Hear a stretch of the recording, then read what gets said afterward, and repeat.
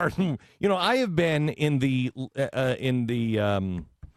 National Archives. Were you with me, Pat, when I went into the National Archives? No. Mm-mm. I went into the National Archives. This is 2 years ago, right before Restoring Honor, and I was in Washington, and they set it up so I could go in there with my family, and we went in, and they were like, and this is the Emancipation Proclamation. I'm like, really?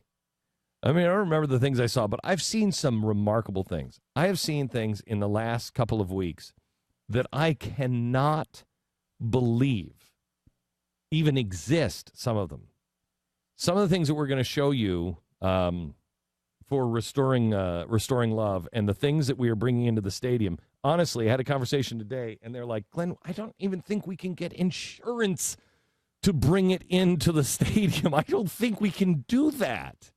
And I'm like, well, the people who have it say we can. Last night, honestly, and I can't tell you what it is, but last night I said,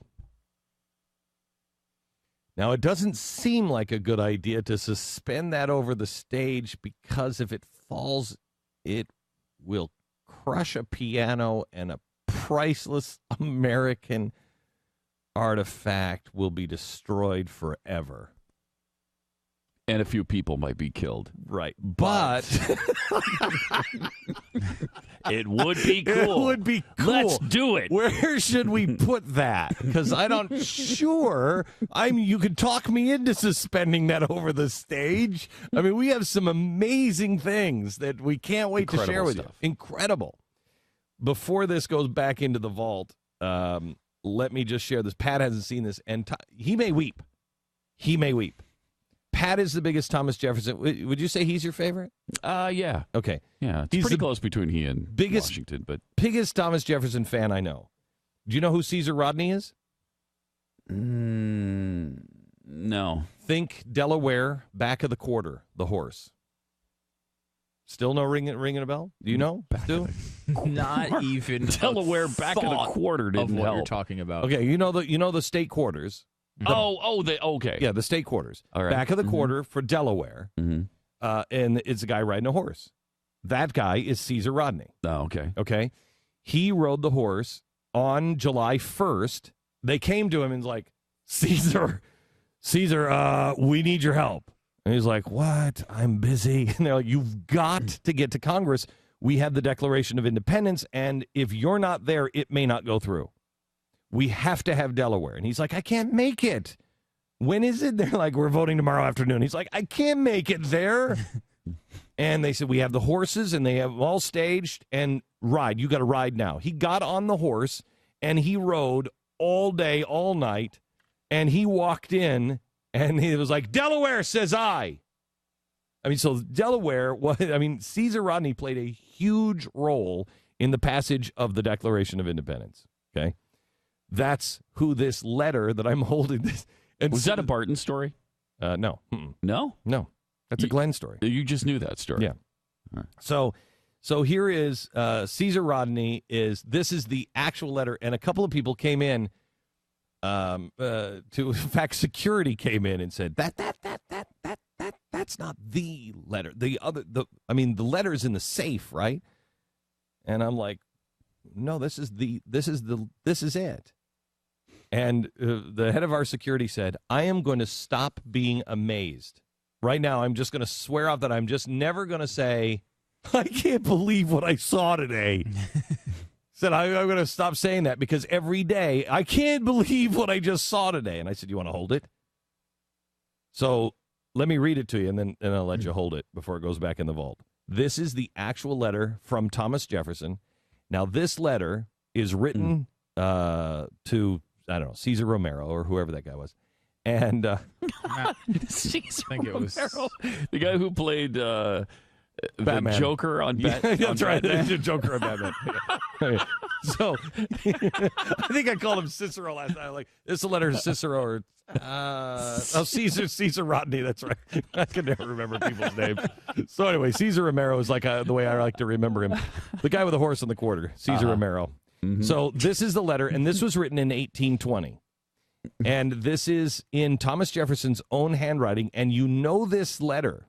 You know a phrase from this letter. Once I read it to you, you'll be like, oh my gosh, I think I've heard every president say this. Okay? Originally said by Thomas Jefferson in this letter. Let's see. He says, I see a shrill breaker ahead, which fills me with horror. This is Thomas Jefferson writing to Caesar. I see a real breaker ahead, which fills me with horror. But I hope that prudence and moderation and regard for our own happiness, and especially for the cause of reformation throughout the world, will induce a spirit of accommodation and save our country and the world entire from the calamity that is threatened.